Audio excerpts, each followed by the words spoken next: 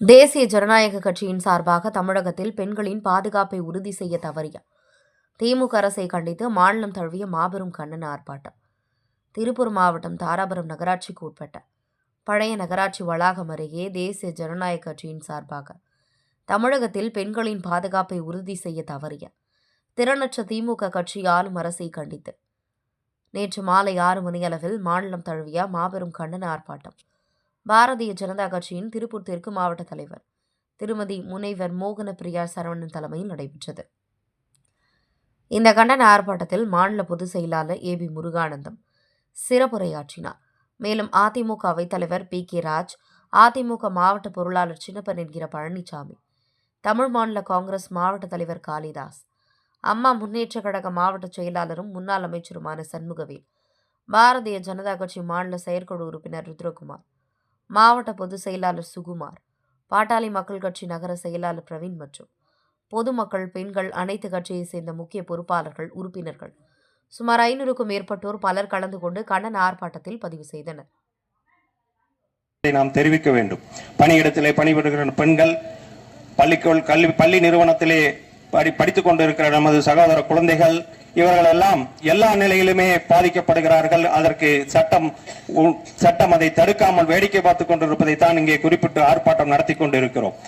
ஒருவேளை தெரிந்தும் தெரியாமலும் அந்த விஷயம் வெளியிலே வந்து அதன் மேல் வழக்குகள் தொடுக்கப்பட்டால் பாதிக்கப்பட்ட சகோதரிகளையும் அவர்களுடைய குடும்ப உறுப்பினர்களையுமே அதிலே இலக்காக்கி குற்றவாளிகளாக ஆக்குகின்ற பல நிகழ்வுகளை நாம் இங்கே பார்த்திருக்கிறோம்.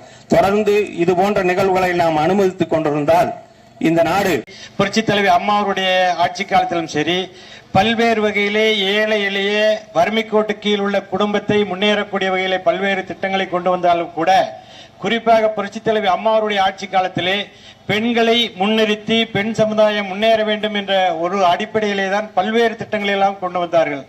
ஆனால் அந்த திட்டத்திலே புரட்சி தலைவர் கொண்டு வந்த திட்டங்களுக்கெல்லாம் மூடுவிழா கொடுத்தார்கள். அதன் பின்பு அம்மாவருடைய ஆட்சி காலத்திலே தாலிக்கு தங்கம் என்பது இப்ப தங்கம் வைக்கக்கூடிய விலையை பாருங்கள். தாலிக்கு தங்கம் என்பது ஒரு சின்ன எளிய குடும்பத்திலே இருக்கக்கூடிய ஒரு குடும்பம் திருமணம் செய்யக்கூடிய ஒரு நிச்சயதாரத்துக்கு கூடக்கூடிய அந்த ஒரு திட்டத்தை கொண்டு வந்து கூட மூடிட்டாங்க. அதே மாதிரி பள்ளி குழந்தைகளுக்கு அந்த லேப்டாப் இப்ப மூடி மறைச்சு பெரிய 20,000க்கு ஒரு லேப்டாப் கொடுக்குற மாதிரி கொண்டு வர்றாங்க. இந்த ஒவ்வொரு திட்டங்களையும் உள்நோக்கோடு அவர்கள் 2026 நம்முடைய தேசிய ஜனநாயக கூட்டணியை தலைமையேற்று இன்றைக்கு தலைமைச் செயலகத்தில் முதல் அமைச்சராக பதவியேற்க இருக்கக்கூடிய அண்ணன் எடப்பாடி பழனிசாமி அவர்களுடைய தலைமையில் நம்முடைய அதிமுகவும் பாரதிய ஜனதா கட்சியும் பல்வேறு கட்சிகளும் இணைந்து தொடர்ந்து மக்களுக்காக குரல் கொடுத்து வந்து கொண்டிருக்கின்றோம். இன்றைக்கு ஆர்ப்பாட்டம் எதற்காக இந்த ஆர்ப்பாட்டம் செய்ய வேண்டும்?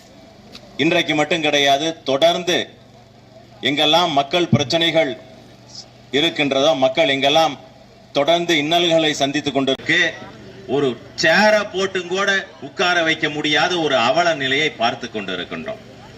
திரும்பிய பக்கமெல்லாம் பிரச்சனைகள், சிறும்பிய பக்கமெல்லாம் தமிழகத்திலே சட்டம் ஒழுங்கு பிரச்சனை. இன்றைக்கு பொதுமக்கள் மனதில் இன்றைக்கு தமிழகத்தில் இருப்பதா இல்ல இந்த தமிழகத்தை விட்டு வெளியே போய்விடுவதா அப்படிங்கிற ஒரு சூழ்நிலைக்கு இன்றைக்கு மக்கள் தள்ளப்பட்டு இருக்கின்றார்கள். பல்வேறு சம்பவங்களை நம்மளால் சொல்ல முடியும். கோவையில 10 ஆண்டு கால எதிர்கட்சி விளைவு போச்சு. இந்த முறை அனைவரும் ஒன்றாக ஒரு மனதோடு எந்த விதமான மனக்குறை இருந்தாலும் தேர்தலுக்கு பின்பு முடிவு செய்தார்களோ அந்த வேட்பாளருக்கு நாம் முழு ஆதரவை கொடுத்து 26 நம்முடைய தமிழகத்திலே 210 தொகுதிகளுக்கு மேல் வெற்றி பெற்று பாரதிய ஜனதா கட்சியினுடைய ஓபிசி அணி மாநில செயலாளர் திரு கொங்கு ரமேஷ் அவர்களையும், பாரதிய ஜனதா கட்சியினுடைய இளைஞரணி மாநில துணைத் தலைவர் திரு யோகேஷ் அவர்களையும், தாராபுரம் நகரமன்ற பெண்களுக்கு பெற்றுக் கொடுத்தாங்க. அந்த மசோதாவை நிறைவேற்றிட்டு வந்து பார்த்தா இங்க 43% எங்க, நம்மளுடைய முதல்வர் நமக்கு கொடுத்திருக்க 33% எங்க இருக்கு? கொஞ்சம் யோசிச்சு பாருங்க. பெண்கள் சட்டத்தை பாத்தீங்கன்னா 55% உயர்ந்திருக்குது. போக்சோ சட்டம்லாம் நம்ம கேள்விப்பட்டதே இல்ல. இன்னைக்கு அந்த போக்சோ குற்றவாளிகள் நம்ம வீட்டுக்கு வந்துருச்சு. எங்கேயோ நடக்குதுன்னு நினைச்சிட்டு இருந்தோம். ஆனா நம்மளுடைய முதல்வருடைய எங்க இருக்காங்கன்னு பாத்தீங்கன்னா அதுவும் தமிழ்நாடு தான். இன்னைக்கு வந்து சைக்கியாட்ரிக் சொல்லியிருக்காங்க. சைக்கியாட்ரிக் ட்ரக் வந்து எங்க வந்து அதிகமா விற்பனை ஆகுதுன்னு பார்த்தா தமிழ்நாட்டுல தான். இதெல்லாம் கேட்கும் பொழுது நம்மளுடைய அடுத்த